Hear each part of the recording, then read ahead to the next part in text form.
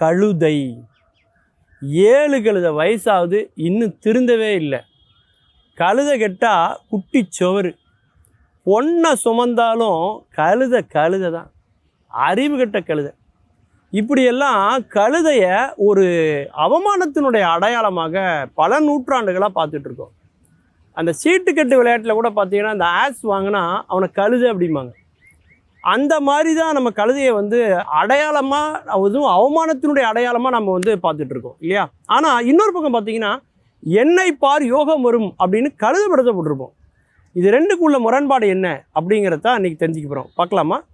அதாவது இந்த கழுதை பார்த்தீங்கன்னா மனித குலத்தினுடைய வளர்ச்சிக்கு, அந்த நாகரிக வளர்ச்சிக்கு எது அடிப்படையான உதவி செஞ்சுருக்கு அப்படின்னா கழுதை தாங்க. நம்முடைய பயணமாக இருக்கட்டும், உழவு தொழிலாக இருக்கட்டும், வாணிபமாக இருக்கட்டும், இந்த 3க்கும் கழுதை பயன்பட்ட மாதிரி எந்த விலங்கும் பயன்படலைன்னு சொல்லலாம்.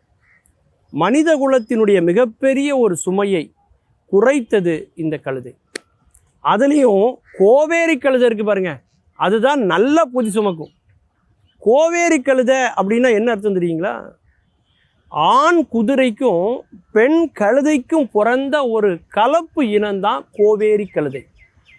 அது மற்ற கழுதையை விட கொஞ்சம் உயரமாக இருக்கும், சுறுசுறுப்பாக இருக்கும், புத்தி கூர்மையோடு இருக்கும்.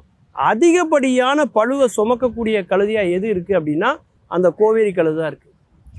தமிழ் சமூகம் கழுதையை கொண்டாடி தீர்த்தது மாதிரி வேறு எந்த சமூகமும் கழுதையை உயர்வுபடுத்தி இருக்குமா அப்படின்னா இல்லைங்க. சங்க இலக்கியத்தை புரட்டுங்க, அகநானூற்றில் பாருங்கள். அதில் வாணிபம் செய்தவர்கள் எல்லாம் ஒரு காலத்தில் கழுதையின் மீது தங்களுடைய பொருட்களை ஏற்றி வைத்து விட்டு அவர்கள் கொண்டு போயிருக்கிறார்கள். அவர்களை அந்த பொருட்களை பாதுகாக்கிறதுக்காக கையிலே வில்லை ஏந்திய, வாளை ஏந்திய வீரர்கள் எல்லாம் பார்த்திங்கன்னா கழுதையின் மீது பயணம் செய்திருக்கிறார்கள் என்று நம்முடைய அகநானூறு சொல்கிறது. அது மட்டும் இல்லை, அதாவது அந்த காலத்தில் உப்பு மூட்டையெல்லாம் கழுதை மேலே ஏற்றி அனுப்பியிருக்காங்க. அது பாலைவனம் போன்ற நிலங்களை கூட கடந்திருக்கிறது.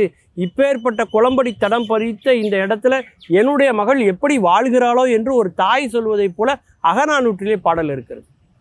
பலாப்பழம் அளவுக்கு மிளகு மூட்டைகளை எல்லாம் சுமந்து கொண்டு போயிருக்கிறது கழுதை என்று நம்முடைய பெருமானாற்று படையிலே நமக்கு குறிப்புகள் நமக்கு கிடைக்குது. அந்த அளவுக்கு இன்றைக்கி தனுஷ்கோடி இருக்கக்கூடிய ராமேஸ்வரம் அந்த பகுதியிலெல்லாம் பார்த்தீங்கன்னா கழுதைகளை முத்துக்களை எல்லாம் சுமப்பதற்கு பயன்படுத்தி இருக்கிறார்கள். தனுஷ்கோடிக்கும் தலைமன்னாருக்கு இடையில் கப்பல் போக்குவரத்து நடைபெற்ற காலத்தில் கூட இந்த கழுதைகளை தான் பயணிகளினுடைய சரக்குகள் இருக்கு இல்லையா, லக்கேஜ், அதெல்லாம் கப்பலை ஏற்றுறதுக்கும் இறக்குறதுக்கும் அவங்க அதை தான் பயன்படுத்தியிருக்கிறாங்க. இப்படி கழுதையினுடைய பயன்பாடு தமிழ் சமூகத்தில் அதிகமாக இருந்தாலும் அது எப்படி அதிர்ஷ்டத்தின் அடையாளமாக மாறுது? என்னை பார் யோகம் வரும் அப்படிங்கிறதுல கழுதை படத்தை மாட்டியிருக்கோம். ஏன் அப்படி அப்படின்னு பார்த்தீங்கன்னா, இந்த கழுதை யாருடைய வாகனம் அப்படின்னு பார்த்தீங்கன்னா மூதேவியினுடைய வாகனம். யார் இந்த மூதேவி அப்படின்னு புராணத்தை புரட்டி பார்த்தீங்கன்னா, அதாவது மகாலட்சுமியினுடைய மூத்த சகோதரி, மூத்த தேவி அப்படிங்கிறதா மூதேவி அப்படின்னு மாறிட்டு.